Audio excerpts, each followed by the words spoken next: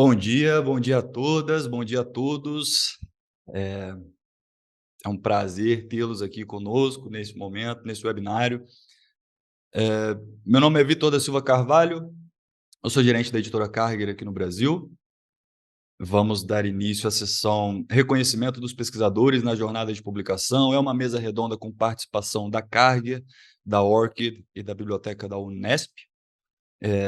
Esse webinário ele é fruto de uma parceria entre a editora Karger e o portal de periódicos da CAPES. Então, de antemão, quero fazer um agradecimento bastante especial ao André Vieira, também um agradecimento muito especial à Estefânia Ribeiro, à Cláudia Machado.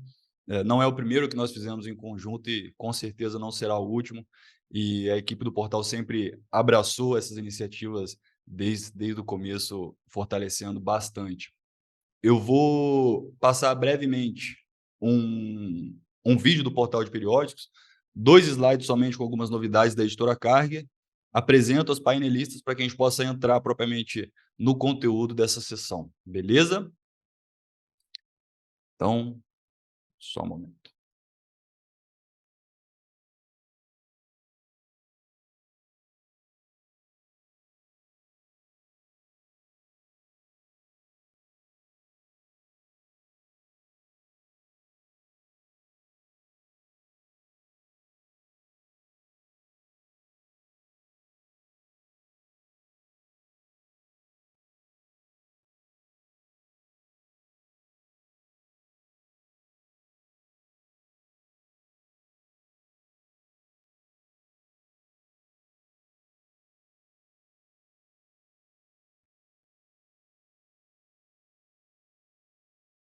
Maravilha. Pessoal, essa sessão ela vai ficar gravada, depois nós vamos disponibilizar também o link da gravação. Tivemos mais de 580 inscritos, temos mais de 100 pessoas aqui online, então realmente é uma alegria muito grande. As painelistas quiserem também já abrir o vídeo, abrir o áudio, fica à vontade, enquanto eu vou passando aqui, depois já passo para vocês para a gente dar início. Então, como eu disse, esse não foi o primeiro treinamento que nós realizamos em conjunto com o portal de periódicos. Tivemos outros e eles estão disponíveis no YouTube da Karger também. Então, aquelas pessoas que tiverem interesse podem acessar ali o YouTube da editora e ver essas gravações, né? O último tema foi ética em tempos de ciência aberta.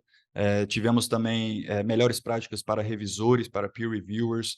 Então, esses que estão com um palestrante internacional, nós também disponibilizamos a legenda em português. Então, fica esse recurso aí disponível para que vocês possam assistir em inglês ou utilizar a legenda em português também para poder consumir essa informação dos últimos treinamentos que fizemos em conjunto. Outra iniciativa que eu gosto de destacar é a editora Karger, ela publicou um livro originalmente em inglês, né, como conseguir publicar o seu artigo biomédico. Pela parceria com o portal de periódicos, nós traduzimos para o português e disponibilizamos gratuitamente para toda a comunidade, aquelas pessoas que tiverem interesse. É só acessar esse QR Code, fazer o download do material, compartilhe o link também com os seus pares. Obviamente, um pouco mais de nicho, né, esse livro para a comunidade biomédica, mas se essa é a sua área de especialidade, eu convido que você possa conhecer esse material. É um livro extremamente didático, ele discorre ali sobre cada seção do artigo, quais são as melhores práticas de publicação, o que inclui na introdução, no método, quais são aqueles erros comuns que se deve evitar, qual é aquela cerejinha do bolo que vai fazer o seu artigo se diferenciar aos olhos do editor, aos olhos dos revisores. Então, realmente, deixo esse material para que vocês possam utilizar ele quase como um guia prático ao longo de toda a pesquisa e também, mais especificamente, naquele momento de preparação do manuscrito. Desculpa a minha voz de pato aqui, realmente é uma dorzinha de garganta que chegou, mas vamos que vamos. Apresentando as nossas painelistas, Teresa Matthews, minha colega de editora Karger. A Teresa ela é gerente de publicação do portfólio de revistas em neurologia da Karger. Então, revistas como Cerebrovascular Disease, Neuroepidemiology, revistas respeitadas mundialmente. A Teresa é responsável por esse portfólio. Ela é liaison para engajamento e reconhecimento de pesquisadores na Karger, co-líder da força-tarefa interna dedicada à valoração de conteúdo publicado, trabalho dos revisores e posição de liderança dos editores da Karger. Antes de ingressar na Karger, ela atuou no processo de avaliação de projetos de pesquisa e promoção científica da Agência de Fomento Nacional da Bélgica Francesa e como colaboradora científica de coordenação de trabalho voluntário de diversas ONGs, como, por exemplo, a WWF da Suíça. A Tereza é doutora e mestre em entomologia pela Universidade Federal de Viçosa. Tereza, muito obrigado pela gentileza, pelo seu tempo, disponibilidade de participar dessa mesa aqui redonda conosco hoje. Obrigada pelo convite, é um prazer. Paloma Marina Raissa é gerente de engajamento para consórcios globais na Orchid. Seu foco principal é a construção de comunidades de práticas em torno da Orchid globalmente. Trabalhou em bibliotecas universitárias e de pesquisa na Áustria e na Alemanha. Colabora em cursos de extensão e especializações sobre gestão de dados de pesquisa, serviço para dados de pesquisa e interoperabilidade. Paloma é doutora em Ciências da Informação pela nossa Unesp, mestre em Comunicação e Informação Científica e licenciada em Física, ambos pela Universidade de Granada, na Espanha, além de mestre em Proteção de Dados e LGPD pela Universidade Nacional à Distância da Espanha e da Agência Espanhola de Proteção de Dados. Paloma, muito obrigado pelo seu tempo e disponibilidade, gentileza de estar aqui conosco hoje. Eu que agradeço também o convite. E minha colega também, Darcila de Fátima Bozoni, ela é bibliotecária e supervisora da Seção Técnica de Referência e Atendimento ao Usuário e Documentação, STRAUD, da Unesp. Ela é professora convidada do Programa de Pós-Graduação em Medicina, da Faculdade de Medicina de Botucatu, também da Unesp. Possui graduação em Biblioteconomia e Ciência da Informação pela Universidade Federal de São Carlos, especialização em Psicopedagogia pela Unifac e atualmente cursando pós-graduação Lato Sensu em Liderança e Gestão Pública. Ela tem experiência tanto na área de bibliotecas universitárias quanto escolares, produção científica de hospitais universitários e feiras de livros, ministra cursos sobre elaboração de estratégia de busca, pesquisa em base de dados na área de ciências da saúde e também multidisciplinar, cursos sobre e-books e também sobre a própria Orchid ID. Darcila, muito obrigado por aceitar o convite e pela gentileza de estar aqui participando dessa mesa redonda hoje. Eu que agradeço, é um prazer estar aqui hoje. Bom, temos a alegria também de ter aqui conosco a Andréa Vieira, coordenadora do portal de periódicos da CAPES. Andréa, muito obrigado por fortalecer essas iniciativas, abraçar essas ideias. É sempre uma alegria e espero que a gente possa criar mais e mais ao longo dos anos. Eu deixo um espaço aqui aberto, Andréa, se você quiser fazer uma fala, e depois a gente pode dar início aí à sessão, à mesa redonda, com os conteúdos propriamente dito. Então, bom dia, Vitor, bom dia, Tereza, Paloma, Darcila, bom dia a todas e todos. Essa parceria com a CARG, ela já vem há algum tempo, né, Vitor? A gente tem buscado aí assuntos de interesse da nossa comunidade, então sempre temos recordes aí de inscritos, então é uma parceria muito produtiva e muito importante. Então, eu acho que o assunto de hoje, eu estava comentando um pouquinho antes, que é muito importante o pesquisador tenha essa consciência da relevância dele ter o seu Work ID, né? Você ter um identificador persistente é muito importante para várias fases da vida do pesquisador, desde ali de quando ele é estudante até efetivamente quando ele já está, né, liderando equipes. Então, assim, eu tenho certeza que esse webinário vai ser fantástico, inclusive vai estar disponível no portal, não é isso, Vitor? Depois também, então, se vocês puderem também compartilhar com os seus colegas, né, todo esse conhecimento que vai ser produzido hoje, que vai ser discutido, eu agradeço. E fiquem atentos aí ao portal de periódicos, que a gente sempre tem novidades, não é, Vitor? Estão planejando aí outros webinários também. Então, eu desejo realmente que hoje seja um dia muito bom, de esclarecimento de dúvidas e, principalmente, não é, meninas, que a gente, e Vitor, que a gente tem aí uma grande adesão, que as pessoas, ao final do webinário, façam o seu Work ID, se ainda não tiverem, que realmente façam o processo todo, né, e passem para os seus colegas também aí, para que a gente tenha cada vez mais essa transparência, né, e que a gente consiga acompanhar a produção científica dos pesquisadores. Então é isso, eu desejo sucesso para todos. Obrigada. Muito obrigado, André. Então, aliás, falando também do Portal de Periódicos, eu aproveito para destacar que na semana que vem vai ter a segunda maratona de palestras, né, do Portal de Periódicos, então entrem lá no site do Portal de Periódicos, se inscrevam, temas interessantíssimos de segunda a sexta, em um horário bastante acessível aí para o público. Confere lá depois. Então, vamos começar. A ideia dessa mesa redonda é realmente trazer as diferentes perspectivas, né, e de uma universidade, da biblioteca, de uma editora, da Orchid, dentro desse tema, para que os autores, pesquisadores consigam ver como pode impactar diretamente, né, na vida acadêmica deles, tanto de maneira positiva, quanto eventualmente de maneira negativa, se essa experiência é fragmentada, enfim, de identificação, rastreio das afiliações e contribuições científicas. Eu vou fazer o seguinte, eu vou ler a pergunta, depois eu vou parar de compartilhar minha tela para que a imagem das painelistas fique maior e realmente a gente possa não ficar somente olhando para um slide com texto, mas acompanhar as painelistas explanando sobre esse assunto. Então, primeiro, para a gente dar o ponto de partida, né, é uma pergunta um pouco mais ampla, né? Por que é importante que os autores sejam bem identificáveis, né, ao longo dessa jornada de publicação? Eu quero começar pela Paloma. Paloma, se você puder começar compartilhando seus insights, porque é Com importante que os certeza. autores sejam bem identificáveis na jornada de publicação. Realmente tem vários motivos, né, mas principalmente é para que possa ou seja possível que eles tenham uma atribuição correta da produção e de todas as tarefas que eles vão fazendo ao longo dessa jornada de publicação, bem seja, desde a submissão do manuscrito, para poder identificar bem tanto os autores quanto os coautores, quanto se eles fossem pareceristas de uma revista. Porque também, muitas vezes, quando a gente fala de jornada de publicação, pensamos exclusivamente no manuscrito, às vezes o preprint também, se assistir uma plataforma de preprints e já o artigo publicado, mas muitas vezes esquecemos dessa tarefa que também é muito importante, da parte de revisões por pares.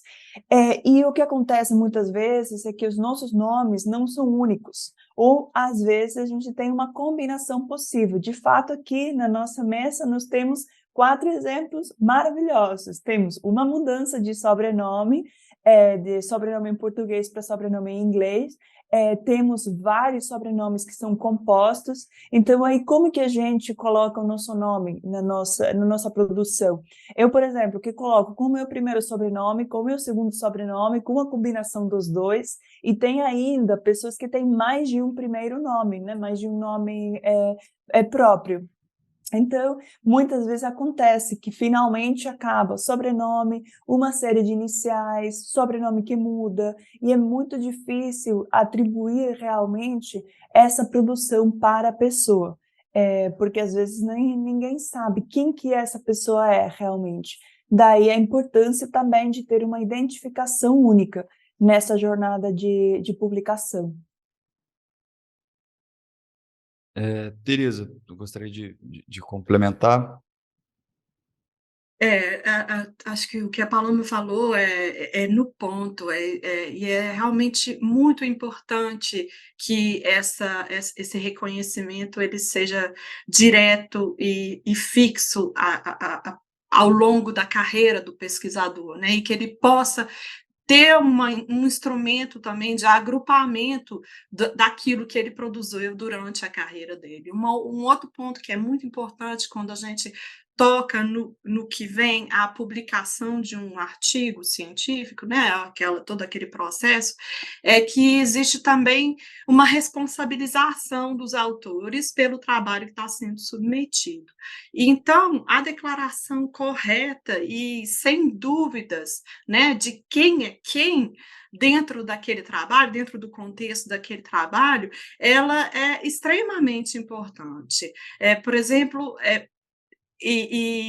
se você tem uma falha naquele reconhecimento, seja por causa de um nome que às vezes Darcila de Fátima Bosoni, você vai lá e escreve Darcila Fátima Bosoni e por algum motivo aquele trabalho fica atribuído àquela outra pessoa, né?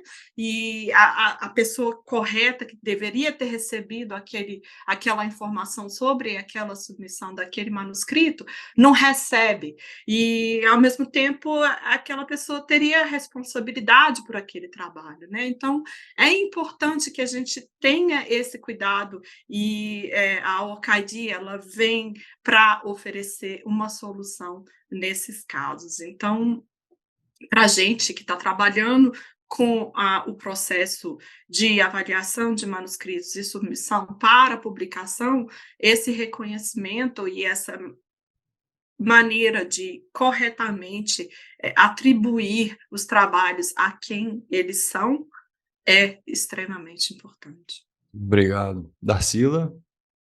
Bom, completando, né, o que a Paloma e o que a Teresa falaram, o que a gente percebe, né, que a gente vê, assim, que o cenário das publicações científicas, eles são muito competitivos, né? Então, é muito importante que os pesquisadores se destaquem academicamente. Então, sua identificação correta tem que acontecer, porque isso vai garantir a atribuição de suas atividades, né? Ele vai ter o reconhecimento por seus trabalhos e prêmio, receber incentivos como bolsa e outros subsídios financeiros das agências de fomento, que ele, né, busca tanto, se esforça, vai melhorar a avaliação dele, do desempenho dele dentro da instituição, e ele vai se tornar visível e conceituado na comunidade acadêmica. Então, na biblioteca, a gente sempre trabalha para isso, a gente sempre reforça a importância do ORCID, para que realmente não haja isso que a Teresa falou, de uma citação, né, errada e para outro pesquisador. Então, é isso que a gente orienta para que ele seja realmente reconhecido, porque realmente é muito importante. É isso. Maravilha. Pessoal, eu esqueci de falar, perguntas pode colocar ali na ferramenta de Q&A e a gente vai endereçar ali, depois que acabar essas perguntas iniciais, a gente pode endereçar algumas outras que surgiram ao longo da sessão, beleza? Então, realmente, desambiguar esses pesquisadores, né, identificar corretamente. A Paloma comentou bastante dessas variações de nomes, além dos nomes iguais, né? Assim, uma vez eu entrei lá na Orcs e botei Vitor da Silva Carvalho, tem eu e mais 70. Então, realmente é algo extremamente necessário que essa identificação seja feita de maneira assertiva, né? Deixa eu compartilhar agora novamente para a gente ir para a segunda pergunta. Quando não sabemos no detalhe quem são os autores, o que isso gera de dificuldades e o que isso gera de desafio? E aqui, aí é a parte que a gente começa a explorar essas perspectivas diferentes, né, de uma universidade, de uma editora de periódicos e também da própria Orchid. Quando, por exemplo, Darcila, no contexto da Unesp, da biblioteca da Unesp, quando não consegue identificar ali de uma maneira efetiva os seus autores, as afiliações e as contribuições científicas de cada autor da Unesp, o que isso pode gerar de dificuldades para a Unesp, que às vezes os autores nem sabem, desafios para a Unesp, e também, eventualmente, como que isso pode, talvez, impactar de uma maneira negativa na própria vida acadêmica desses autores, né? E aí depois eu passo para a Teresa também, mas eu queria começar com você, Darcila, dessa vez.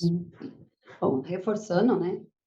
Como a gente falou, quando os autores são bem identificados, claro, eles recebem o devido crédito por suas contribuições, mas quando não sabemos, né, no detalhe quem são eles, as dificuldades e os desafios são muitos, porque o autor, ele quer ser lido e ele quer ser citado, mas se ele não for citado corretamente, como a gente falou, porque seu nome está errado, está escrito de formas diferentes, a sua citação pode ir para outro pesquisador ou ser contabilizado, como a André contou para a gente lá antes da nossa apresentação, separadamente para cada forma do seu nome, como se ele fosse autores diferentes.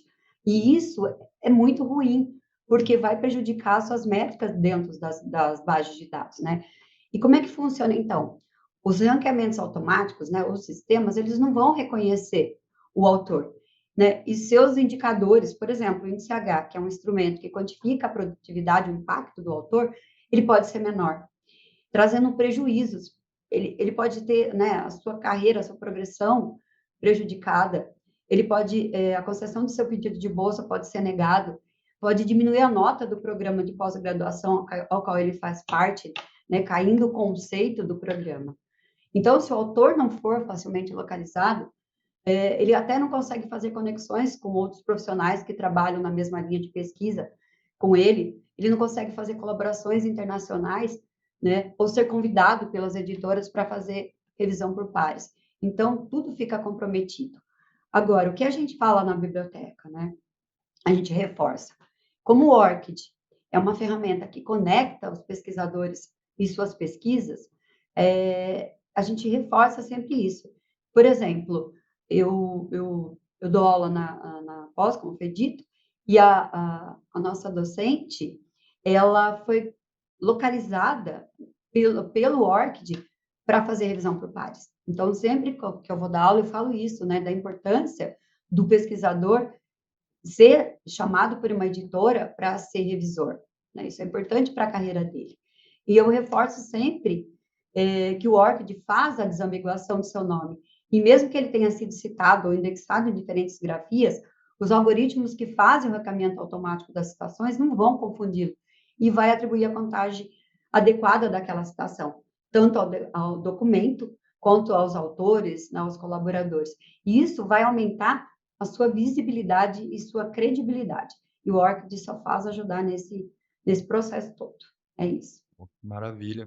Tereza, agora da perspectiva aqui, nossa, né, da editora Carger, ou no nível de periódicos também, né? Se há problema nesse rastreio, se essa identificação não é feita de maneira fácil, o que isso gera dificuldade na editora e também como que isso pode reverberar impactando a vida acadêmica dos pesquisadores. Sim, com certeza. Um ponto muito importante que complementa a fala da Darcila é a questão da dificuldade de responsabilização de um trabalho que foi questionado após publicação, por exemplo, né? Você tem um artigo que foi publicado e existe a necessidade de fazer uma correção naquele artigo, e isso nem sempre é negativo, tem impacto negativo na carreira do acadêmico, do pesquisador, mas é importante corrigir. Errar é humano, né? E acontece também no âmbito da publicação científica. Então, quando existe uma falha no reconhecimento dos autores daquele trabalho, a gente tem uma dificuldade muito grande, né, de atribuir a responsabilidade por aquele trabalho para a pessoa correta. E isso impacta no tempo que o trabalho fica sem a correção, né?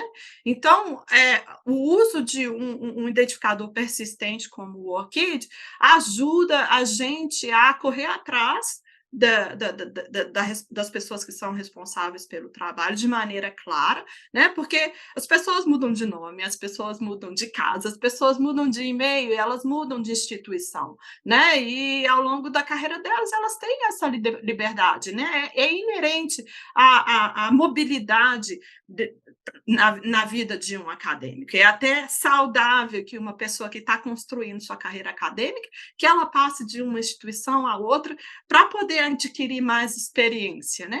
Então, isso é natural e é esperado.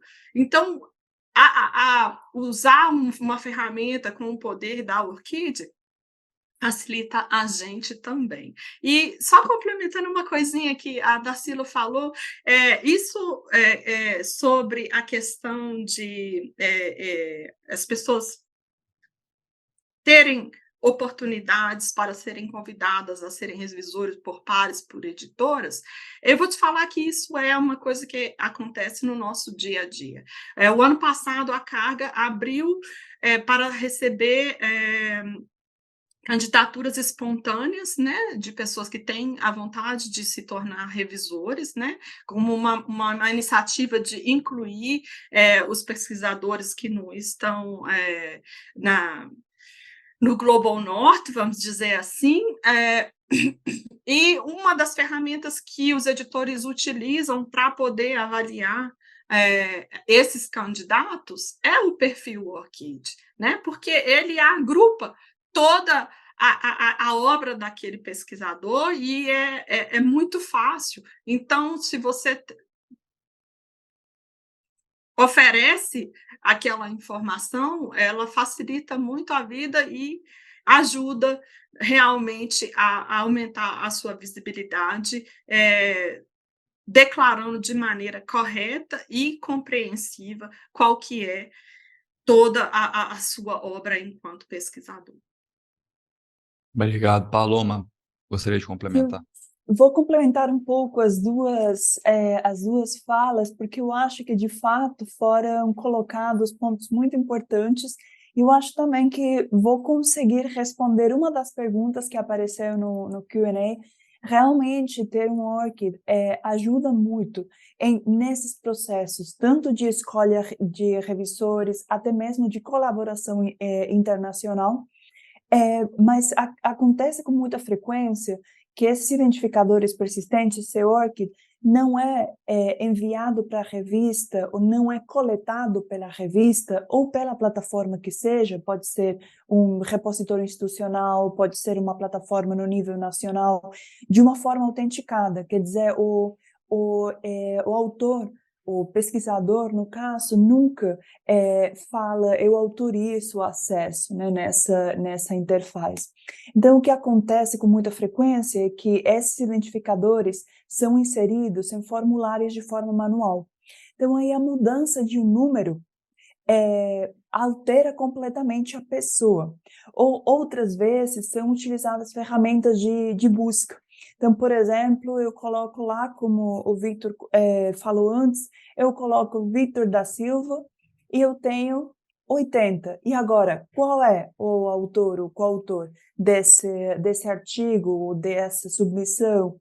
Não sei, o primeiro que aparece. Então, muitas vezes acontece que, após ter enviado um artigo, principalmente quando a pessoa é coautora do texto e não foi ela quem enviou os dados, a pessoa recebe um artigo que não corresponde. Então, aí ela entra no perfil do ORC, tem ali uma mensagem indicando a Crossref atualizou seu registro com tal informação. E a pessoa fala, mas eu estou publicando na área de ciências humanas e esse artigo é de ciência da computação, não tem nada a ver comigo, né? E aí é onde entra todo esse problema e por isso que a gente faz tanta ênfase no ponto de que sejam sempre coletados os identificadores de forma autenticada.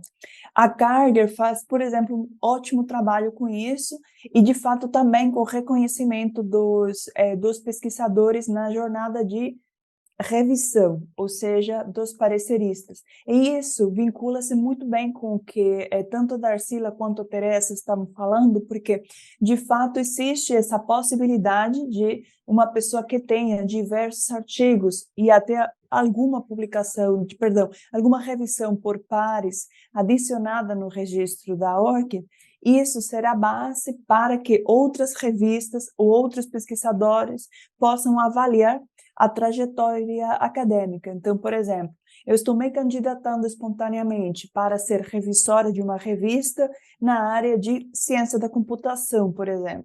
Aí eu apresento o meu registro com uma série de publicações e revisões por pares na área de ciência da computação. Então, a minha candidatura tem esse plus, realmente essa forma de eu, de fato, corroborar que eu sou uma pessoa válida para avaliar na área de ciência de computação.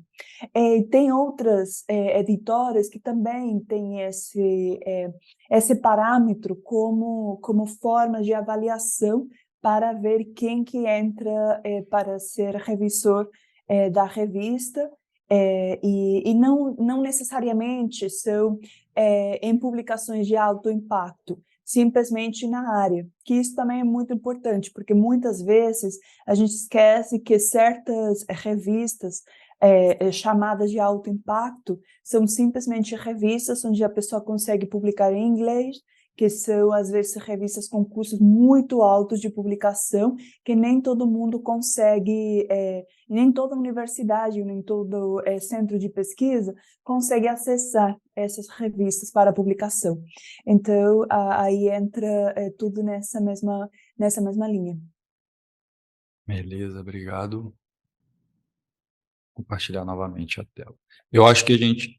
Opa, peraí. Eu acho que a gente, inclusive, começou a já dar alguns direcionamentos, né, dessa outra pergunta. A primeira, quando nós não sabíamos, né, eu não consegui identificar o que que isso acarretava de dificuldade, o que isso acarretava de problema. A Darcila mencionou a questão de bolsas, né, de realmente impactos diretos ali na vida acadêmica. Agora, um lado um pouco mais positivo, né, digamos assim, quando se é possível, né, encontrar, é possível conhecer o histórico de contribuições e afiliações, como nós podemos usar essa informação em iniciativas adicionais, né? Por exemplo, do lado da editora, do lado da universidade também, né? Quais que são os impactos agora benéficos, os impactos positivos que eventualmente podem acontecer para aqueles pesquisadores e pesquisadoras que mantêm ali um registro completo, bem redondinho, do seu Work ID. Tereza, queria começar essa por você.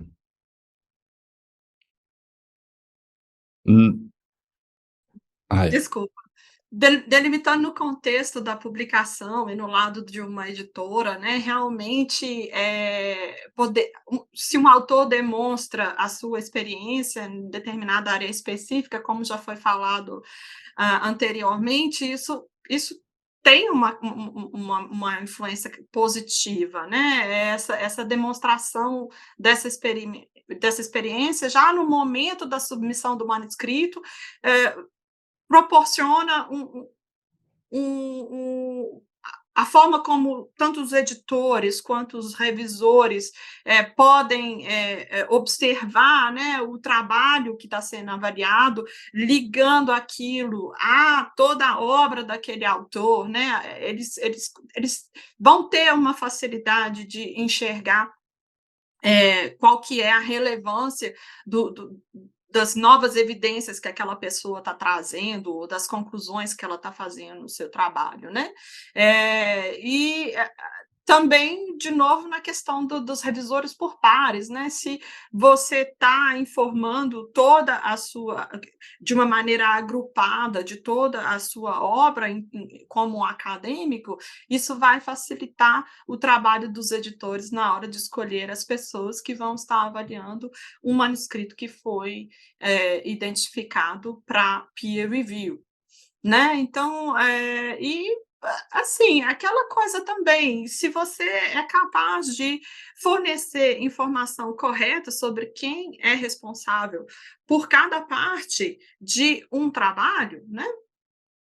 Isso facilita também as oportunidades que aquela pessoa vai ter em termos colaborativos, né, de colaboração. Então, se você está lendo um artigo, você está interessado na metodologia, ou você está interessado no código que foi publicado naquele artigo, né, e está lá dentro. Lá no artigo está declarado de maneira detalhada e correta quem é responsável pelo quê, né? A pessoa contacta diretamente aquele autor e começa a conversar, e dali surge uma oportunidade de colaboração, né? E você avança de maneira mais rápida no desenvolvimento do conhecimento humano, né? Do conhecimento científico humano.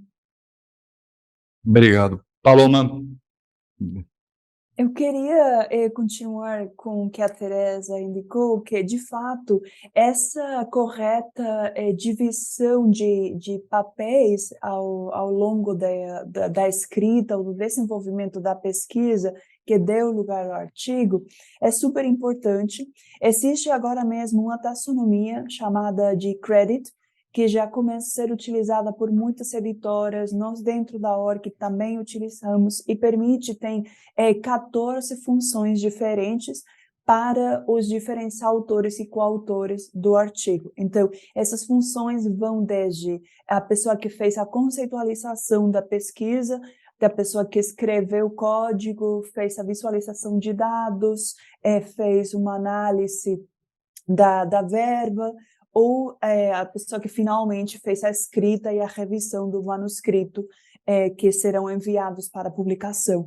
Então, aí é mais uma ferramenta para realmente indicar quais são as responsabilidades de cada pessoa com respeito a essa publicação, esse artigo, ou qualquer outra produção científica, não exclusivamente os artigos, mas também para conjuntos de dados, etc. E um ponto muito importante, eu acho que a Darcila, na pergunta anterior, já falou muitas coisas do ponto de vista negativo, mas o mesmo seria agora, mas desde o ponto de vista positivo. Tem no caso das filiações institucionais, tem uma ferramenta que provavelmente não seja tão utilizada no Brasil, mas é bastante popular na Europa, chama-se Open Access Switchboard, e principalmente é utilizada para aquelas publicações, aquelas revistas que têm um APC, que seria o custo de produção do artigo, de processamento do artigo. Então, a grande maioria das instituições tem uma verba destinada para esses custos de publicação em acesso aberto. Então, serve para, se eu consigo identificar corretamente qual é a instituição desse autor, eu consigo enviar para a instituição a pergunta sobre, olha, agora tem um pesquisador da sua instituição querendo publicar, são esses custos de publicação em acesso aberto, conseguimos obtê-los da sua verba? Geralmente não tem problema, então serve também para isso. Aí entra a outra questão, né? Como que a gente identifica corretamente essas filiações? Porque aí, da mesma forma que para o nome da pessoa, para o nome da instituição, sei lá, é Unesp, State University of São Paulo, Universidade Estadual Paulista. Então, aí tem também uma grande variedade, daí que tenha também identificador para a instituição. E isso com respeito às filiações. Aí também acontece que, claro, se eu consigo identificar corretamente quem é um pesquisador de uma instituição e qual é a produção científica desse pesquisador, da mesma forma que eu consigo atribuir citações, consigo atribuir a parte do impacto da pesquisa desse pesquisador, também isso vai para a universidade ou vai para o programa de pós-graduação. Então, finalmente, seria, no caso do Brasil, a pontuação da CAPES, no caso de outros rankings internacionais, seria também o posicionamento da instituição com respeito à parte da produção científica. Obrigado. Darcila? Complementando, né, o que a Tereza e a Paloma falaram, a Tereza bateu bastante de novo, no histórico das contribuições do autor, né, mas complementando a Paloma em relação às afiliações, porque que é importante a gente colocar a afiliação correta. Porque, assim, todos os rankings universitários internacionais usam as citações como fator de classificação, né? Portanto, depende também, não só da identificação correta do autor, mas da sua afiliação, a afiliação dos autores dos trabalhos. Porque quando conhecemos a trajetória do autor, suas contribuições e afiliações, existe uma melhora nas suas métricas e no perfil da instituição. Isso é bom para todo mundo. Então, nas capacitações que ministro, né, sobre o ORCID, já no momento do cadastro, sempre eu oriento e reforço que o autor autorize, no nosso caso, nós temos o repositório institucional, então que ele autorize a integração do cadastro ORCID com o repositório institucional Unesp. Para que isso? Para que as informações e produções científicas que estão no repositório alimente e atualize automaticamente o registro dos nossos autores. Nesse momento, os docentes eles já conseguem ver informações validadas pela Unesp no seu currículo, porque ele autorizou a integração. O repositório está passando por atualizações e certamente em breve todos os nossos pesquisadores terão o seu currículo autenticado. Então, eu reforço isso, que já faça essa validação, que já, né, faça o link com o repositório.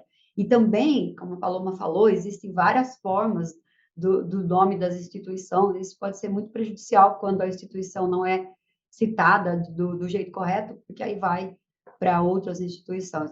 Então, eu oriento que coloque um nome padronizado da Unesp. E né, os bibliotecários que são de outras instituições, que também orientem que coloque o nome padronizado da instituição, porque essa vinculação correta da filiação vai facilitar muito a identificação dos trabalhos e autores, aumentando, assim, a visibilidade do autor, né, e também da instituição, e o ranking de citações da Unesp. Então, é muito importante, e isso eu reforço sempre. É isso. Eu acho que essa questão da visibilidade, eu queria dar uma destacada, realmente é estratégico, é muito estratégico, né? Você ter um registro ORC para falar de maneira simples, assim, porque imagina, tem diversos artigos que na página do artigo, já no link dos autores, já tem aquele ícone do ORCID, né? E aí, bastando um clique, o leitor pode conhecer toda a contribuição daquele autor específico daquele artigo. Então, se você tem o seu ORC, publica, por exemplo, a Karger tem isso, né? Publicou na Karger, o artigo já vai ter ali. Isso é um redirecionamento de tráfego de leitura, né? Porque vão chegar diversos leitores para aquele artigo específico. Mas às vezes aquele conteúdo é extremamente interessante. Se já tem fácil ali o link para a contribuição inteira daquele autor daquele artigo, é um clique e você já vai conhecer ali todos os outros artigos que esse autor ou essa autora já publicou, e aí isso pode gerar mais leitura para os outros artigos, eventualmente mais citações, eventualmente outras contribuições, colaborações. Então, realmente é muito, muito estratégico para essa questão de visibilidade também. Deixa eu compartilhar de novo minha tela.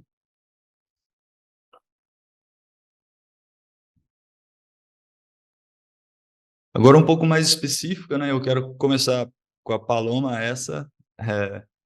como a identificação, né, influencia aspectos de integridade, de pesquisa e publicação, né, de research integrity. Como que essa identificação também correta pode impactar esse tópico em específico. Eu justamente ia fazer um comentário da pergunta anterior sobre essa pergunta, então fica perfeito agora. Então, tem um ponto muito importante da integridade de pesquisa, que é realmente a integridade de pesquisa é um campo muito amplo.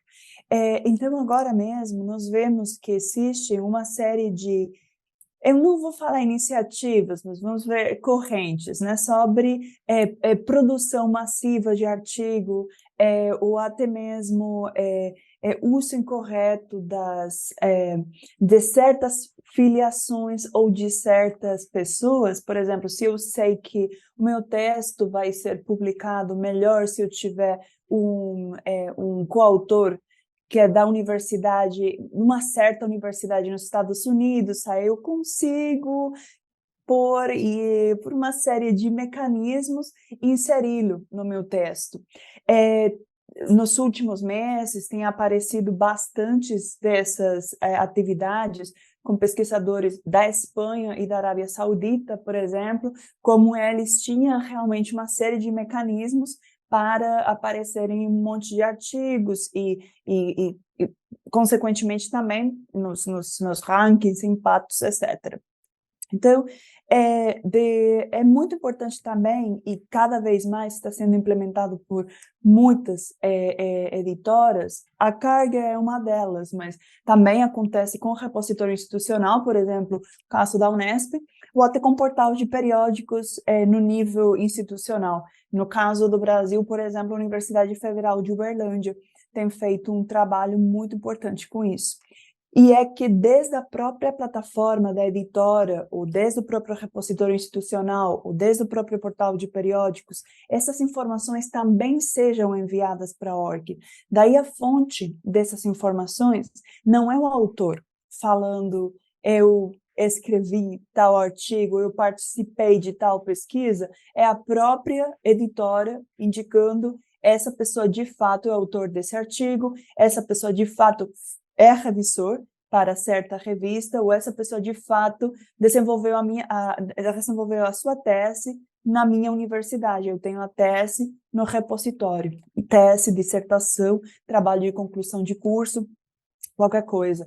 E isso, de fato, ajuda no final evitar que existam essas informações falsas, que muitas vezes muitos autores indicam, porque, olha, realmente eu consigo indicar manualmente que eu tenho um prêmio, uma premiação específica, mas isso pode ser mentira.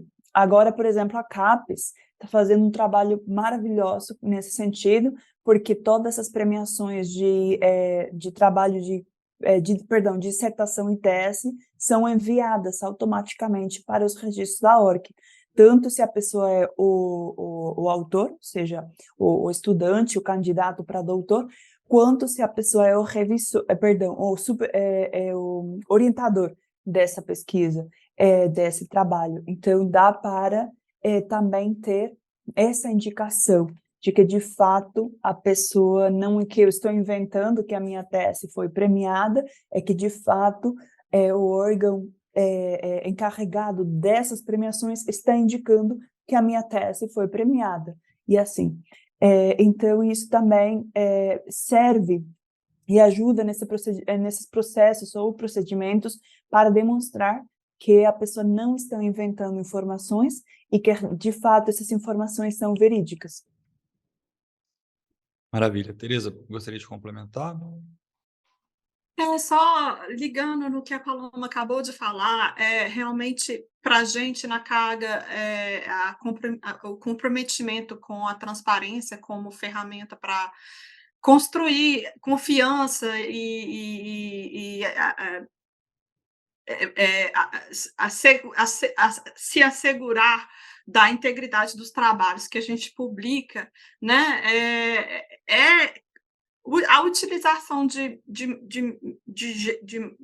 métodos ou de ferramentas como a ORCID para atribuir corretamente a identidade, a filiação, quais que foram os papéis de cada autor, né, naquela pesquisa, e também se existem, né, a possibilidade de conflitos de interesse, que aqueles conflitos de interesse sejam clarificados lá no início do peer review, né, lá na hora que o artigo é submetido, né, porque a pessoa também pode ter um conflito de interesse com o editor da revista, né, isso não é incomum, né, e é por isso que todos os nossos artigos, eles apresentam contribuições de autores, de financiamento e declaração de conflito de interesse.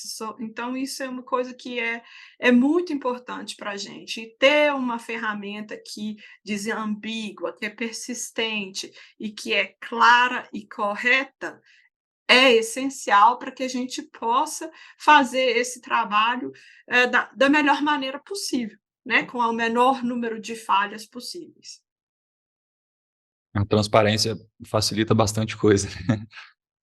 Darcila. E também é por isso que a gente escolheu a ORCID também para poder reconhecer não só os nossos autores, isso é uma coisa que a gente já faz há muito tempo, mas a gente incluiu no nosso sistema de gerenciamento de manuscritos a possibilidade dos revisores reconhecerem essa atividade de maneira automática, né?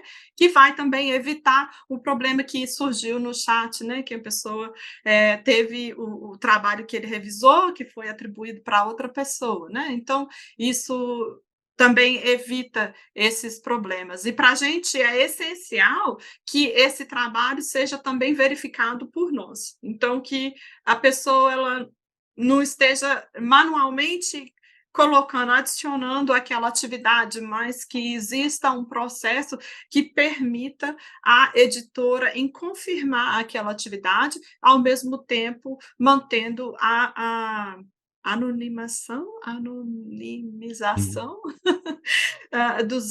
dos revisores, que é tão importante. E acho legal mencionar também nesse ponto, né, de reconhecimento do trabalho de revisão, é que independentemente se o artigo foi aprovado ou não, né? Então, se o revisor fez aquele trabalho de revisão, eventualmente depois aquele artigo acabou não sendo publicado ou foi solicitado outras alterações, o reconhecimento está lá e que ele fez o trabalho de revisão igualmente. Então, isso independe da publicação final daquele artigo. Com certeza. Darcila? Bom, complementando o que a Paloma e a Tereza falaram, né? Existe essa grande preocupação com a integridade em pesquisa, porque leva-se muito tempo para se construir uma reputação científica. E aí, comportamentos antiéticos podem destruí-las de forma irreversível em poucos segundos. E isso reflete negativamente na imagem do pesquisador e da instituição a qual ele está vinculado, né? Então, as bibliotecas da rede e a Comissão de Integridade em Pesquisas da Unesp, elas trabalham contra qualquer má conduta científica, promovendo eventos sobre o assunto, assinando, né, a coordenadoria assina ferramentas que detectam similaridade nos trabalhos acadêmicos, entre várias outras ações para conscientizar o pesquisador sobre a importância da integridade em pesquisa. Então, eu reforço sempre nas minhas capacitações sobre o ORCID, a hora que eu estou ensinando o pesquisador, que no momento da importação de dados de outros sistemas, né, como as bases de dados, ou quando a gente faz do Google Scholar, que ele analise com muito cuidado, né, se essa publicação realmente é dele. Porque, às vezes, por um descuido, às vezes nem ele percebe, e ele envia para o currículo dele um trabalho de outro autor. Então, eu explico que no final, antes deles, né, realmente mandarem para o currículo, confiram, se tem dúvida, entra no artigo, vê se é dele, confira com cuidado, porque é muito desagradável você mandar para o seu currículo uma publicação que não é sua. E isso pode prejudicar a imagem dele, depois para corrigir isso, né, é complicado. Então, eu sempre reforço que todo cuidado é pouco, para que ele tenha a sua integridade garantida. É isso. Maravilha.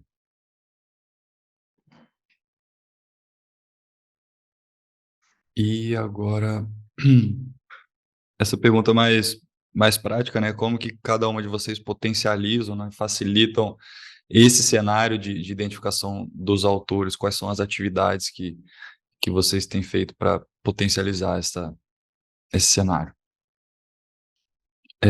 Posso começar de novo pela Darcila, então. Então, vamos lá. Então, aqui é a minha casa, né? Aqui é que a gente mostra realmente o trabalho da biblioteca e dos bibliotecários, né? Então, para a gente conhecer um pouco como é que aconteceu na Unesp, a partir da coleta automática de registros, né, há 10 anos, né, foi criado o repositório institucional da Unesp, o repositório está fazendo 10 anos. Quando isso aconteceu, o repositório ele observou uma grande dificuldade, né, em identificar os pesquisadores nas diversas bases de dados. Tinha que sair procurando, e aí, como os nomes estavam errados, era muito difícil de saber realmente se os pesquisadores eram da Unesp. Então, em 2015, né, para auxiliar nessa construção de uma base de dados de autores, a Unesp foi a primeira instituição brasileira a se tornar membro da ORCID, né? A Paloma pode confirmar isso. E aí ela foi depois seguida por outras instituições brasileiras. Então, com isso, né, quando a Unesp se tornou membro, foi possível fazer a integração de todos os dados do pesquisador. Claro, sempre com a aprovação dele, e isso já é feito, como eu falei, quando ele autoriza a integração com o repositório. Então, facilitou a identificação correta dos trabalhos e aumentou, claro, a visibilidade da nossa instituição. Então, entendendo essa importância, como é que a biblioteca exerce, então, o papel de informar esses autores da importância da ferramenta?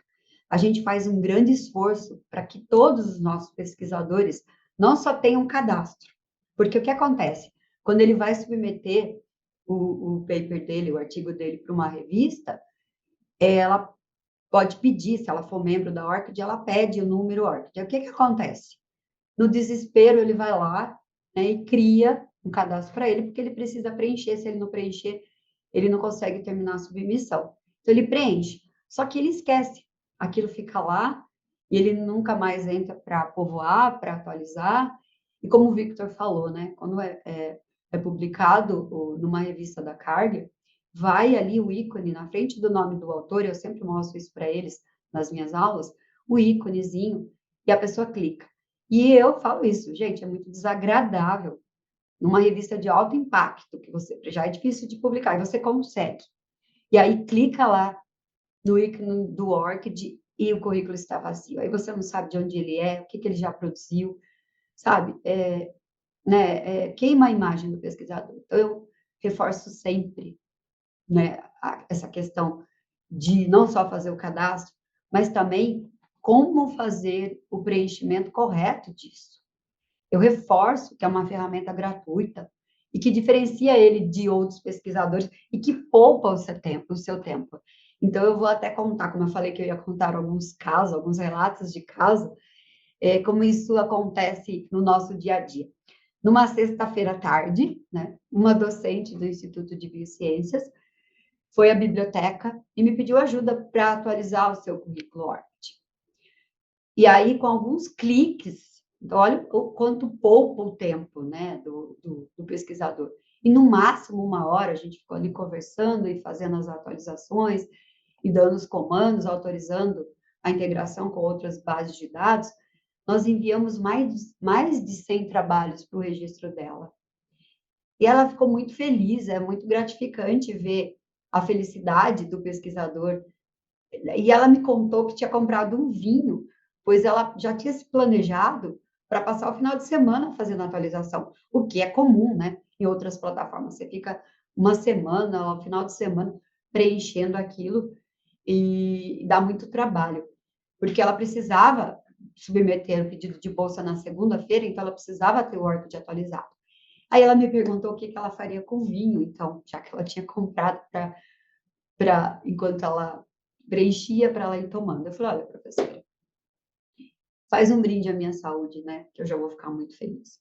Então, a gente percebe na prática a facilidade e o uso da ferramenta, né? Eu explico também para os nossos pesquisadores que o ORCID ele melhora a precisão de dados. E o autor ele tem total controle sobre as informações associadas ao ID dele. E ele pode até decidir quais são os detalhes que ele quer compartilhar publicamente, depois a Paloma pode complementar, e quais ele quer manter privado, né? Só que também tem que tomar um cuidado, porque uma outra vez, uma docente da Faculdade de Medicina Veterinária e Zootecnia, ela ligou na biblioteca, uma outra bibliotecária atendeu e me passou a ligação, a demanda dela, que ela estava tentando enviar um pedido de bolsa para uma agência financiadora e que lá eles não conseguiam ver as publicações dela. E logo eu lembrei, ela deixou a visibilidade do cadastro dela privado, né? Então eu a orientei em como proceder, deixar para todos, para que lá onde ela estava solicitando a bolsa, pudessem ver então as publicações. E é isso que a biblioteca tem que saber. Até foi um desafio para mim, quando eu fui convidada para falar dessas pessoas, porque eu ainda brinco que eu conheço a plataforma, né? Como preencher, como ajudar o professor, o pesquisador a preencher de forma correta para ele aumentar a visibilidade dele. Eu tive que estudar um pouco essas questões mais teóricas, então estamos ali muito na frente no trabalho do dia a dia da biblioteca orientando. E também, como já foi falado na minha apresentação, eu ministro semestralmente uma disciplina que antes era optativa e hoje ela é obrigatório para o programa de pós-graduação em medicina. Eu me parei na Faculdade de Medicina, né, porque eles acharam importante que os pesquisadores do programa todos tivessem um cadastro e um ORCID preenchido. E aí, quem me conhece sabe, sempre que eu sou convidada, eu capacito os bibliotecários da rede Unesp nos eventos que acontecem, e até de outras instituições, universidades parceiras, como foi, por exemplo, a UFSCar, que eu, claro, minha casa, onde eu me formei, e que eu fiquei muito feliz em poder colaborar, porque eles se tornaram membro também, a UFSCar se tornou membro da ORCID. E também, quando surgem dúvidas e meus colegas bibliotecários pedem ajuda, eu faço reuniões online com pesquisador de outros campos, sabe? São esforços que a gente faz para atender prontamente as necessidades da comunidade acadêmica. Desculpa até se eu estou falando muito, mas é que a gente tenta sempre sanar as necessidades mesmo. E o que mais a nossa biblioteca faz? Ela oferece o Biblio Ensina, que é um programa de capacitação e treinamento em comunidade científica, com várias capacitações gratuitas e com certificado, no formato de webinar, sempre com o professor ali presente, e EAD. Então, quem quiser conhecer os nossos cursos, acesse a nossa página, né? Vou falar aqui da gente, btu.nesp.br/biblioteca, ou depois manda um e-mail para o Victor, que ele me reencaminha. E lá, né, eu ministro um curso que, aliás, eu pensei muito, e aí quando eu participei da Semana Virtual do Livro da Biblioteca da Rede Unesp, as minhas colegas bibliotecárias me ajudaram a chegar em um tema, um título para a minha palestra, que virou o título do meu curso, que é como cadastrar e atualizar o ORCID para promover a visibilidade da sua produção científica, porque é isso que ele faz, né? Então, já é um curso bastante conceituado, a gente tem participação de pessoas de várias partes do país, né? Inclusive, tive a oportunidade de dividir com os bibliotecários da Unifesp como a gente planeja e ministra nossas capacitações. Então, a biblioteca, ela está sempre inovando. A Andrea também convidou a gente para... Convidou não, ela sugeriu que essa apresentação virasse vídeo, né? Um vídeo para pôr no portal de Periódico CAPES. Nós também gravamos vídeo sobre o ORCID, que vai servir de material de apoio para os nossos cursos EAD, que vai ficar na plataforma 7, que é o Moodle da Unesp, e também em breve estará disponível no YouTube da biblioteca. Também para ajudar o pesquisador, porque às vezes ele está lá no final de semana, precisa preencher o ORCID dele, nós disponibilizamos na página manuais que o auxiliam, né, com tutoriais mesmo, sobre todos os cursos que a gente ministra, inclusive o do ORCID. E é para ajudar realmente o preenchimento correto do currículo. Então, já falei demais, esta é a minha dica, espero que seja preciosa, para que você, né, pesquisador, tenha um cadastro no ORCID ID, para conferir realmente visibilidade nacional e internacional das suas atividades de pesquisa, para facilitar o reconhecimento dos seus trabalhos, melhorando o que a gente veio aqui fazer, te ajudando, né, a melhorar a sua jornada científica.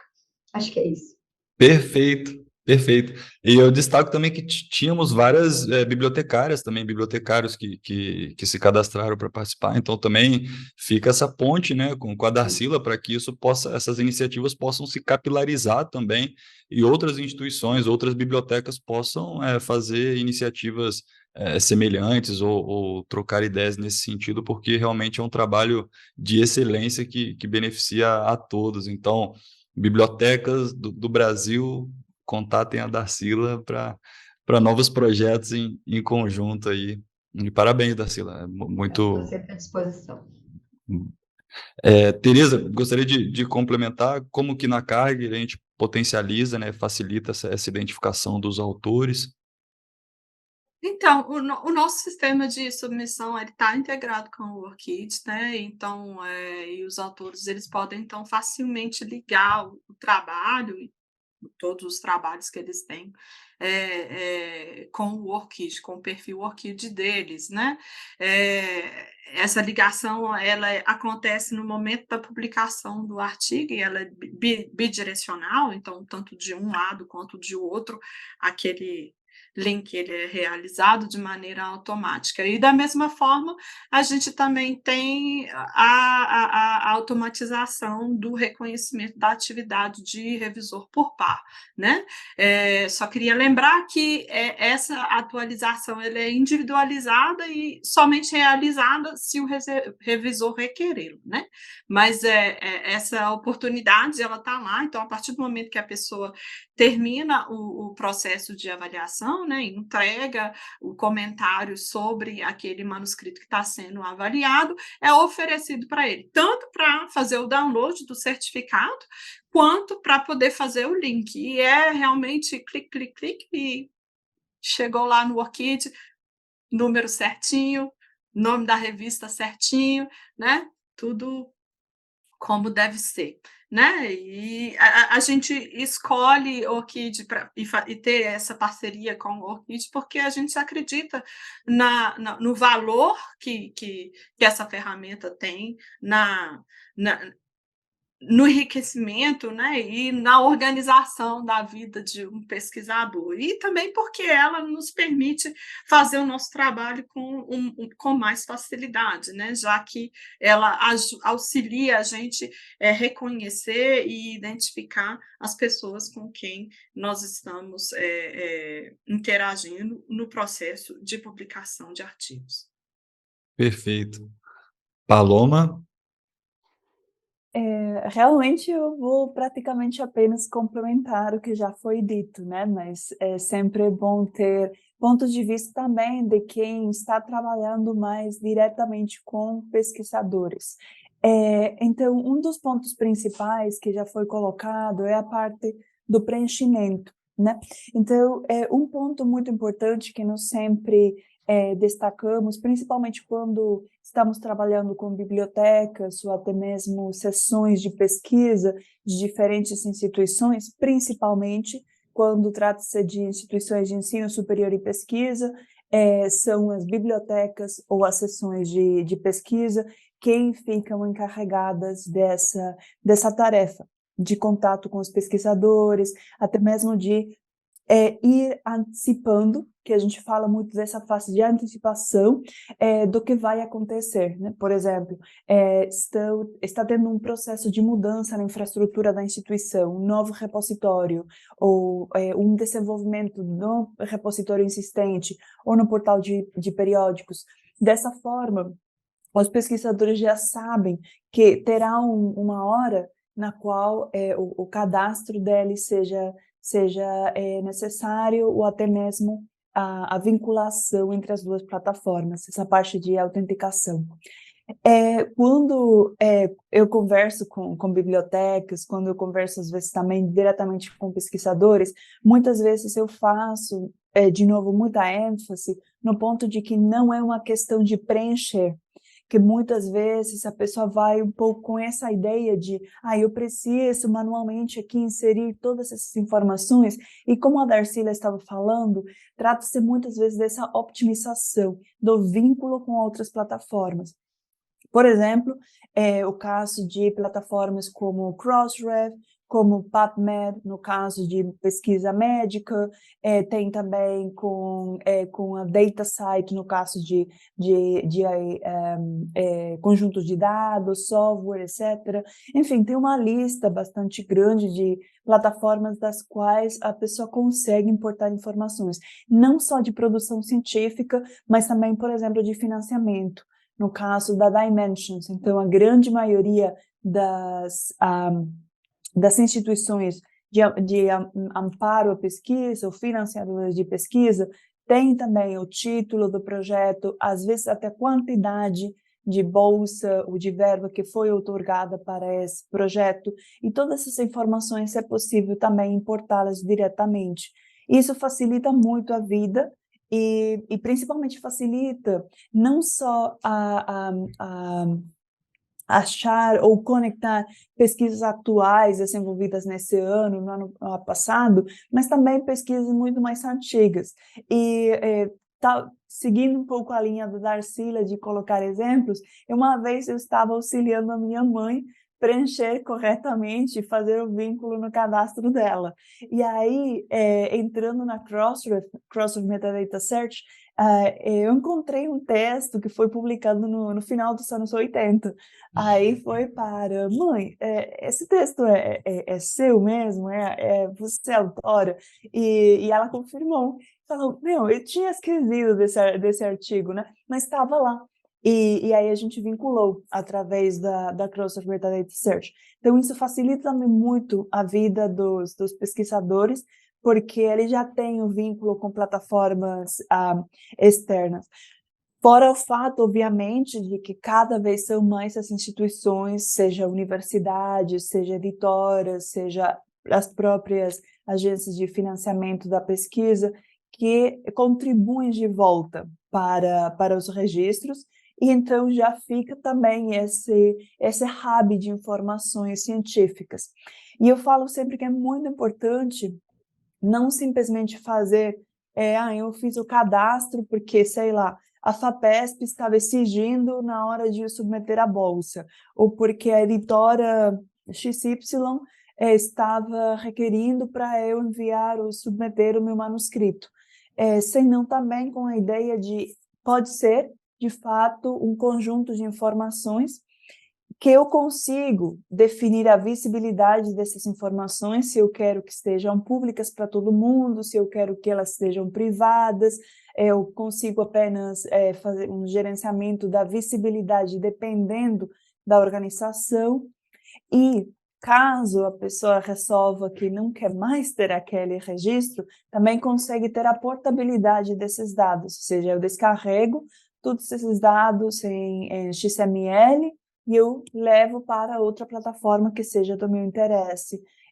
E isso também é muito importante. E ainda, nesse sentido, nós temos feito um trabalho muito importante para o regulamento de proteção de dados. No caso europeu, mas realmente muito abrangente, então, também para, por exemplo, lei de proteção de dados dentro do Brasil, etc., também seria aplicável.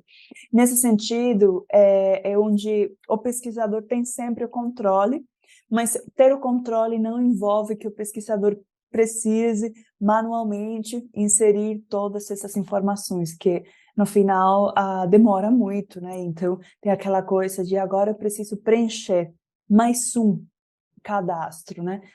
Porque muitas vezes eu acho que mostramos para os pesquisadores, ok, tem todos esses identificadores, tem todas essas plataformas, todos esses cadastros, e eu acho que realmente muitas pessoas ficam um pouco abrumadas no final do dia, do tanto de link, de conceito, de plataforma, etc. Obrigado, Paloma. Vou dar uma olhada agora nas perguntas que surgiram, né, ao longo da sessão. Eu vi que algumas já foram respondidas, né, e o pessoal já falou aqui. Uma da professora Clélia, da Unesp: hoje em dia existem vários rankings de classificação de universidades e pesquisadores, o quanto a falta de visibilidade do pesquisador afeta esses rankings? Era até algo que a gente estava conversando antes de começar a sessão também, né? Vocês querem comentar sobre isso? E, eventualmente, um pesquisador ou uma pesquisadora acabar não aparecendo num ranking simplesmente por falha nessa... Eu acho que, bom, posso complementar, a gente falou disso várias vezes, né, o quanto a identificação, a dificuldade em identificar o pesquisador pode prejudicar esses rankings. Antes de começar a sessão, a Andrea, né, coordenadora da CAPES, também falou disso, que saiu uma lista dos pesquisadores mais bem conceituados no mundo, e que ela percebeu, inclusive, que pesquisadores bons não apareceram na lista, ou então estavam em duplicidade ali, porque era o mesmo pesquisador com nome diferente. Então, professora Clélia, se a identificação, né, não for feita de forma correta, com certeza vai impactar, se essa é a sua dúvida, vai impactar e muito no ranking, nas métricas desse pesquisador, afetando a universidade, afetando o programa de pós-graduação. Então, por isso que a gente orienta que use o ORCID. Até a Paloma falou, né? Existem vários identificadores. Sim, existem, né? Mas eu digo sempre para os nossos, se tiver que alimentar hoje, se tiver que se preocupar hoje, façam o ORCID, porque é ele que está sendo pedido pelas agências de fomento, e elas, inclusive, não pedem só que se tenha o número, mas que ele esteja preenchido corretamente, né? Para que ela possa, então, pedir o auxílio. Não sei se eu esclareci a pergunta da professora Clélia, se ela quiser escrever, que eu complemente alguma coisa. E é um prazer, a professora Clélia é uma parceira, uma querida nossa. Obrigada, professora, pela presença. Se quiser, eu posso passar para a segunda. Então, um pouco mais específico agora para a Paloma, né? Gostaria que falasse um pouco sobre o funcionamento da parceria entre o Orchid e Publons, né? Sim, Publons como tal não existe mais. Agora ela foi adquirida pela Web of Science, então é a mesma plataforma da Web of Science, mas realmente vou focar porque eu acredito que essa pergunta vai vinculada com a ideia de como que eu utilizo Publons ou Web of Science para enviar as revisões por pares para a plataforma de ORCID. Então existe a possibilidade de que o próprio pesquisador utilize a plataforma Web of Science Publons para validar as revisões por pares que ele fez, ou que ela fez. O procedimento, basicamente, cada vez que nós fazemos uma revisão por pares, nós sempre recebemos no final uma mensagem, geralmente automática, da própria plataforma do periódico, da revista, e agradecendo pela contribuição. Então, na plataforma de Publons, ou Web of Science, é possível inserir. Eu fiz essa revisão para essa revista na data tal ou no ano tal. E aí, adicionando esse e-mail, ou realmente enviando esse e-mail para o e-mail de prova que eles têm. Eles confirmam que, de fato, a pessoa fez a avaliação para essa revista.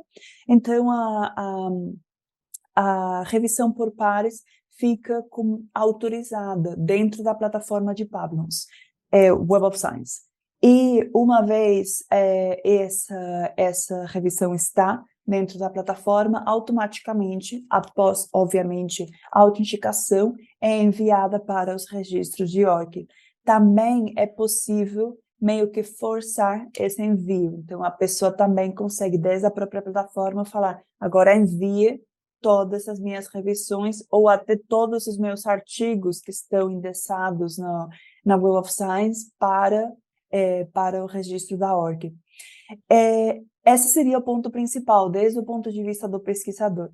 Existe também, se eu não estiver enganada, mas aqui é possível que esteja errando, a possibilidade de que a própria plataforma de publicação, a própria revista, o periódico, tenha já a conexão automática com a Pablons ou Web of Science. Então, essas informações são enviadas diretamente e diretamente também para a ORCID, se estiver autenticado, como eu indico, ou se tiver feita essa autorização de fato, eu autorizo que Pablons ou agora Web of Science enviem essas informações para meu registro.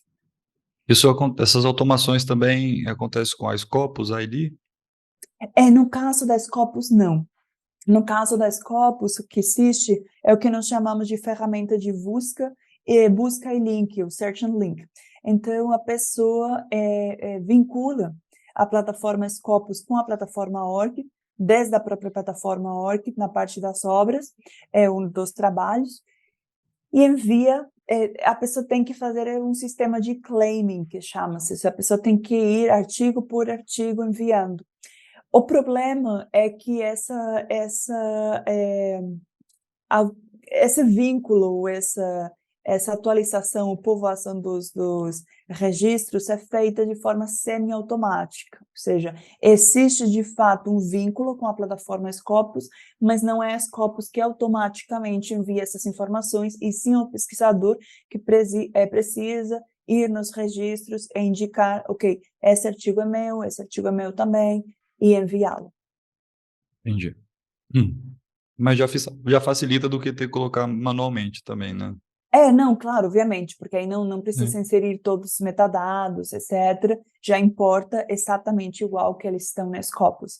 E o bom dessa autenticação ali, desse vínculo, é que também o Scopus Author ID passa para o registro da ORCID. Então, nesse sentido, também é possível, como eu falava antes, ter esse hub de informações e ter, a pessoa que é esse autor com esse ORCID ID também tem essa série de outros identificadores. Scopus ID dentro da plataforma Scopus, Research ID dentro da Web of Science e outros que possa ter. Beleza. Tem uma pergunta, como se tornar revisor de bons periódicos? Essa foi feita antes da sessão, colocaram no formulário. Tereza, se você quiser comentar do nosso lado da carga. Então, como que é que a pessoa pode começar se iniciar na atividade de fazer revisão, né, de artigos científicos? Isso volta naquele ponto de aumentar a visibilidade de cada um, né, aumentar a sua própria visibilidade, né? Então, publicar, né, e construir, né, o seu currículo, né, com o que você está produzindo em termos de conhecimento científico, é um primeiro passo. Mas a gente sabe também que no processo do peer review, as pessoas que estão responsáveis por gerenciar a avaliação de cada manuscrito, ela tem um poder de decisão, quem que é que ela vai chamar. Normalmente ela vai também se guiar pelas palavras-chave do artigo e a expertise de cada pesquisador, né, que está disponível ali dentro do banco de dados daquela revista, né? Mas então existe, né, aquela influência pessoal ali. Então, uma maneira boa de se fazer isso e a forma como a Karger viu de ampliar, né, a oportunidade de pessoas que ainda não entraram no processo de revisão por pares é de se candidatar. Então, a gente abriu um espaço, a gente tem um formulário online e um dos requerimentos é a informação do ORCID ID, para que as pessoas que vão avaliar essa candidatura possam fazê-lo de uma maneira facilitada. Né? Então, você chega lá e você informa todos os seus dados pessoais, informa o que você tem expertise, né? Suas palavras-chave, e indica também quais os jornais do nosso portfólio que você gostaria de revisar. E isso vai, então, você vai entrar naquele banco de dados, né? Se você for aprovado, se as pessoas que vão avaliar, né? Os editores que vão avaliar aqueles currículos vão achar que realmente a sua candidatura é válida, né? Se você já está maduro o suficiente para exercer aquele papel dentro do meio científico. Mas é muito importante publicar, é muito importante revisar.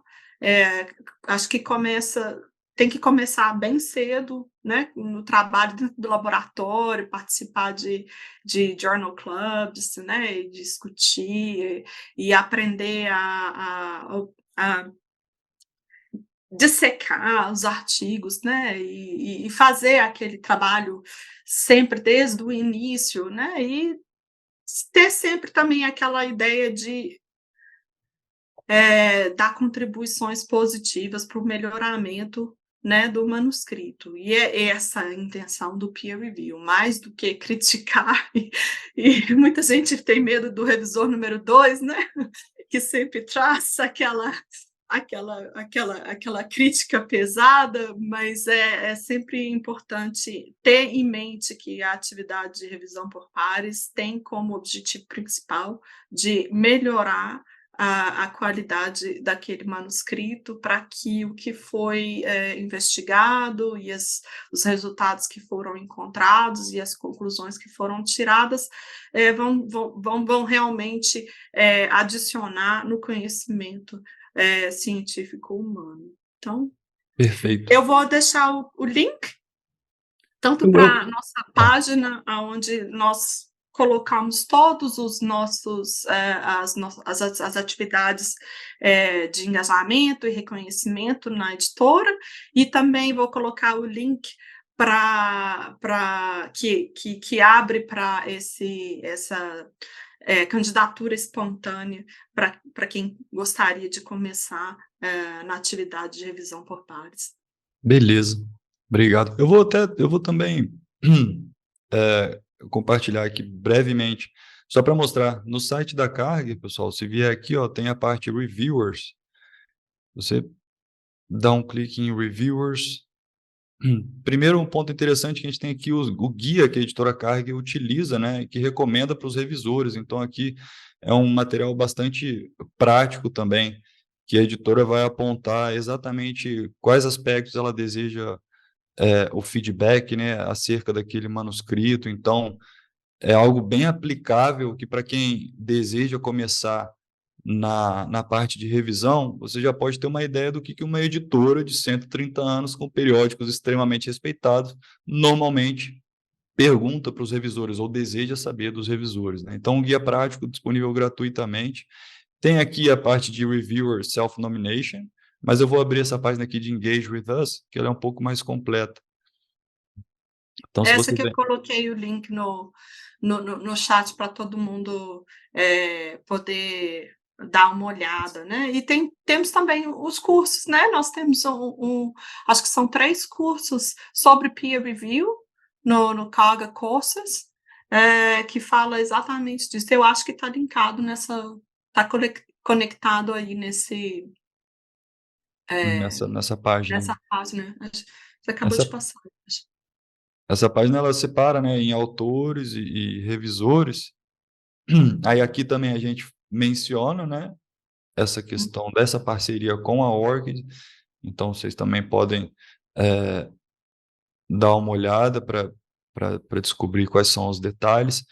E aí aqui o guia para revisores e a parte de self-nomination, né? Então, como a Teresa mencionou, também um caminho bastante interessante para se colocar à disposição da editora, dos periódicos, e aí basta que vocês preencham aqui o formulário, obviamente que vocês tenham o seu registro ORCID bem completo, entre outras informações institucionais, área de expertise, background profissional, entre outras. E aí você passa a fazer parte do banco de dados da editora quando ela vai convidar peer reviewers.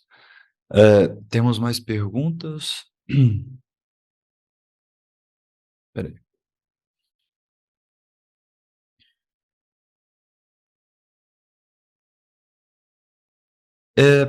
Paloma, você gostaria de dar uma repassada naquele PowerPoint que você tinha? Eu acho que é uma maneira. É possível ou também dá para enviá-lo como handout para as pessoas, mas se eu consigo compartilhar minha tela, eu comento rapidamente para que todo mundo tenha essas informações também. Tá bom. E, pessoal, tiveram perguntas aqui sobre o link, né, dos cursos que a Darcila comentou. A gente vai mandar por e-mail depois o link dos cursos, esse link também que a Teresa destacou aqui, e esse material também que a Paloma vai mostrar rapidamente, para que vocês recebam isso e possam acompanhar ali depois. Victor, você me dá uma licença, um minutinho? Eu vi aqui no chat a professora Clélia agradecendo, nós aqui agradecemos a ela sempre. Mas o professor Marconi, que é um parceiro nosso, sempre está na biblioteca, o professor Marconi, ele está perguntando sobre o Publons, que agora é o Research ID Profile, é o Web of Site Profile. Professor, vá à biblioteca, eu te ajudo. Dá para adicionar manualmente também, tá bom? Então, essa é a dica, vá lá que eu te ajudo. A gente preenche e te ajuda nessa situação. Perfeito. Obrigado, Darcila. Ótimo. Então, eu vou compartilhar rapidamente, simplesmente para que fique um pouco como ideia geral ou comentário geral para todo mundo. Até que não vou mostrar os slides iniciais, vou já começar simplesmente com esse aqui do próprio registro, mostrando também algumas das coisas que nós fomos conversando ao longo dessa mesa redonda e que provavelmente seja de utilidade para a grande maioria. Essa aqui seria a imagem de um registro e aqui vocês veem as diferentes informações que podem ser adicionadas, bem seja manualmente ou bem seja por uma instituição, seja a instituição uma editora, seja a universidade, etc. Então, é importante também entender que não é simplesmente ter um cadastro com registro dos artigos textuais que vocês publicaram, mas também com todas as possibilidades de outputs. Por isso aqui a seção de works ou de trabalhos tem até 44 tipos diferentes de trabalhos que podem ser adicionados. Aqui vocês veem também a parte de Other IDs, outros identificadores, que é um pouco que eu comentei da possibilidade de ter o vínculo com Research ID, Scopus Author ID, etc. E também, indicando a parte dos diferentes nomes, tem uma seção aqui na parte superior que indica se a pessoa também é conhecida como e se tem outras variações do nome.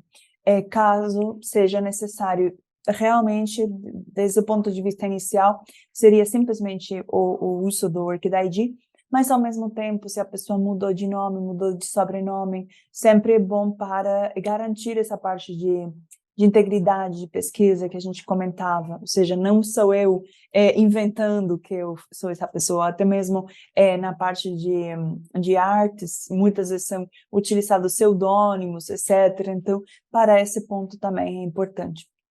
Aqui tem uma informação de forma geral de qual é a informação contida nos registros, como eu indiquei, e tanto os pesquisadores como as organizações podem adicionar afiliações, atividades profissionais, as informações sobre financiamento, publicações e outros resultados de pesquisa, outra produção científica e URLs.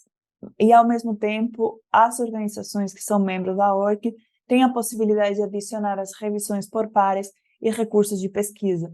No caso de revisões por pares, por isso é tão importante ter essas parcerias com diferentes editoras ou até mesmo com publishers, porque os pesquisadores não conseguem adicionar essas informações manualmente diretamente no registro.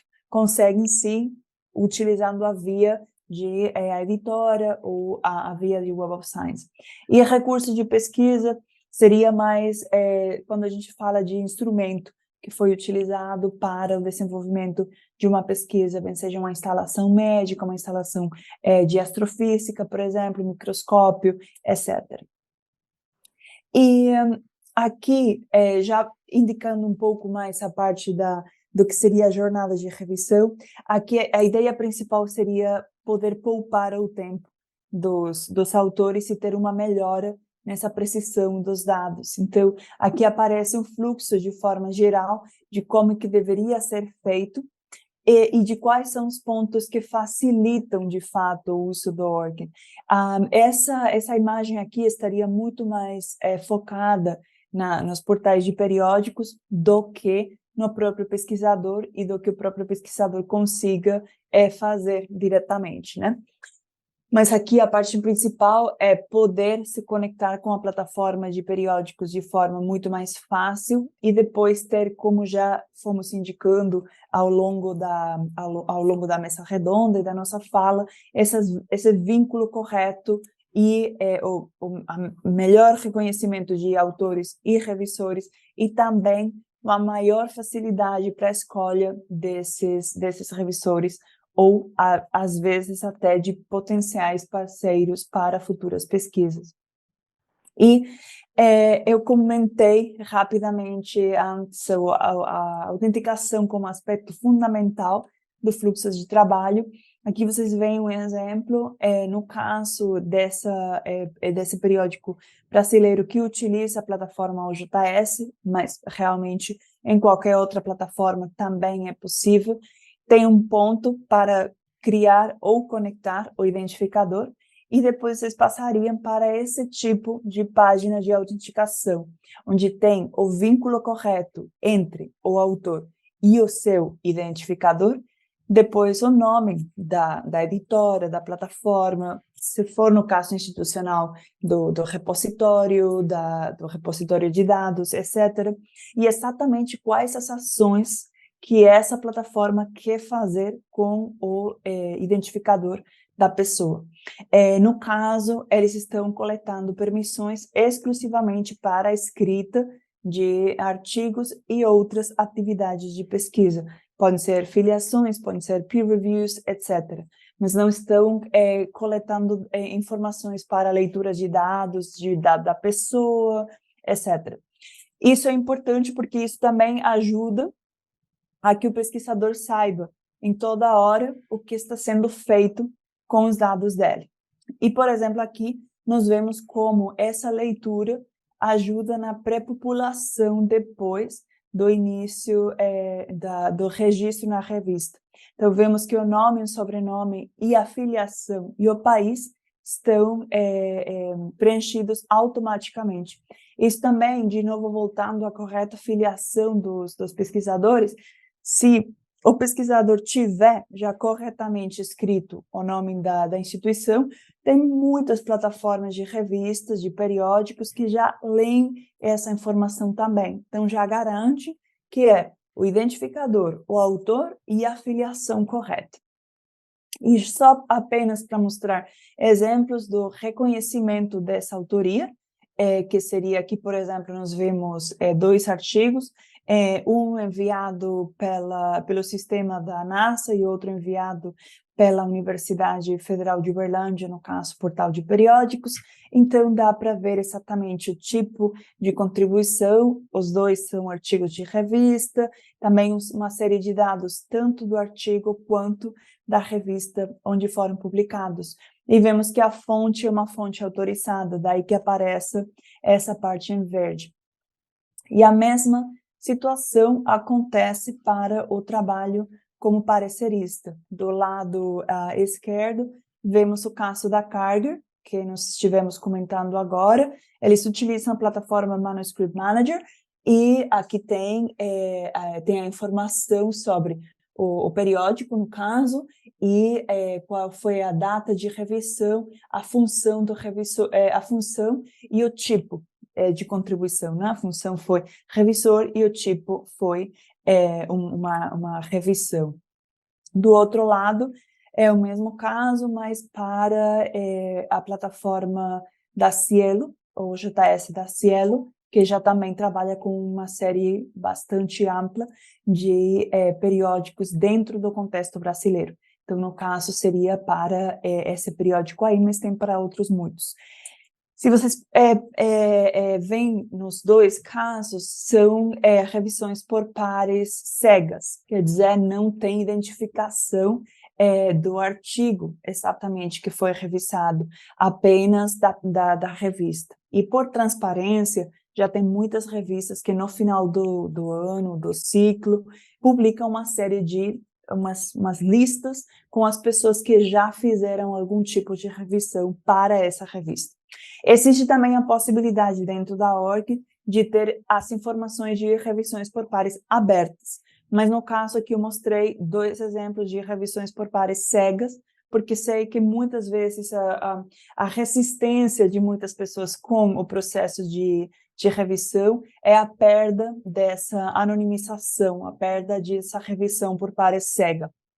E isso basicamente seria um pouco a conclusão de tudo que a gente foi conversando e de como mostrar também essas informações dentro dos registros da org. Maravilha. Bom, eu estava anotando algumas palavras-chave aqui enquanto vocês estavam falando. Eu vou só ler, realmente é só palavra-chave, mas que tudo isso eu entendo que engloba ali o ORC, né, e esse registro quando é bem feito. Então, desambiguar citações, métricas, índice H, bolsas de financiamento, notas de programas de pós-graduação, visibilidade, colaborações acadêmicas, integridade de pesquisa, convites para publicar, convites para revisar, automação de atividades, redução de tarefas burocráticas. Então, são só algumas coisas de diferentes perspectivas, né, mas que tudo é bastante potencializado quando tem esse registro feito de uma maneira interessante, completa e tudo mais. Então, eu quero agradecer muito a participação de vocês três, Tereza, Paloma, Darcila, a gentileza de estarem aqui, acho que foi uma conversa bastante enriquecedora, espero que o pessoal tenha aproveitado também, temos a gravação, vamos disponibilizar depois, e caso queiram dizer suas considerações finais, acho que seria isso. Abro para vocês agora. Queria só agradecer muito o convite, Vitor. Foi um prazer estar aqui com vocês, conversando sobre esse assunto, que é realmente uma coisa que eu valorizo e tenho muito prazer em trabalhar com o reconhecimento e a valoração das pessoas que estão no nosso network, né, dos pesquisadores, seja eles trabalhando como revisores, como autores, como editores, né, como contribuidores de outras maneiras, né, embaixadores, temos agora também na carga. Então, assim, é sempre um prazer poder mostrar para as pessoas, né, de fora da empresa como que a gente trabalha e o nosso empenho em cada vez mais trazer melhorias, né, que possam facilitar o relacionamento entre a carga e os seus clientes. Então, muito Obrigado. obrigada. Precisando de novo, estamos aí. Bora. Bom, Victor, quero agradecer mais uma vez o convite, foi um enorme prazer. Foi muito gratificante dividir a mesa com a Paloma e com a Tereza, mulheres incríveis, né? E também fiquei muito feliz em representar, honrada, né, em representar a rede de bibliotecas da Unesp. Achei especial a participação da Andréia Vieira, coordenadora do portal de periódicos CAPES, pois só confirma, né, a importância do tema que a gente trouxe hoje. Espero ter mostrado o papel da biblioteca na orientação do preenchimento correto do currículo, para promover realmente o reconhecimento e ajudar os pesquisadores nessa sua jornada de publicações, que nem sempre é fácil. Então, eu agradeço muito a presença de todos, né, dos meus amigos bibliotecários, em especial a presença da Flávia Maria Bastos, a coordenadora da Coordenadoria Geral de Bibliotecas, né, representando também as 33 bibliotecas das unidades universitárias e experimentais da Unesp, distribuídas em 24 cidades do estado de São Paulo. Agradeço os nossos docentes, vi vários aí, professora Sônia, a Cléria, a Marconi, espero não esquecer de nenhum, mas agradeço a presença deles. E, claro, a equipe da Biblioteca da Unesp de Botucatu, Rubião Júnior, que sempre me apoia. Muito obrigada, espero realmente ter contribuído e estamos à disposição para qualquer dúvida ou próximos eventos. Gostei muito, Victor. Obrigada. Obrigado, Darcila. Eu também agradeço, junto meus agradecimentos, e principalmente a organização, e para mim realmente é muito gratificante sempre ter pontos de vista diferentes, no caso, desde o ponto de vista de como que uma biblioteca vê esse apoio para os pesquisadores e como que uma editora também vê esse apoio, essa utilidade que pode ter o ORCID, mas não só exclusivamente o ORCID, senão também o outro monte de atividades que são desenvolvidas, tanto dentro de uma editora, para essa promoção da jornada de publicação, para esse reconhecimento de revisores, reconhecimento de autores, trabalho com a integridade científica, e, por outra parte, também o trabalho que é desenvolvido numa biblioteca universitária, seja qual for e no lugar que estiver, mas principalmente esse trabalho direto com pesquisadores, e eu acho que muitas vezes tem muitas bibliotecas universitárias perdendo essa possibilidade de estar mais vinculadas com os dados, mais vinculadas com a gestão da pesquisa, e eu acho que tem uma grande quantidade de bibliotecas fazendo um trabalho realmente ótimo nesse sentido, e que é muito valorizado no final do dia pelos pesquisadores também. Mesmo que alguns deles só apareçam lá na sexta-feira à noite, mas de qualquer forma, eu acho que é muito importante o trabalho desenvolvido. Obrigado, Paloma. Bom, então é isso. Pessoal, vocês vão receber depois todos os links, todos os materiais e a gravação também, assim que estiver disponível. E uma vez mais, muito obrigado e um bom dia para todo mundo. Tchau, tchau. Tchau. Até.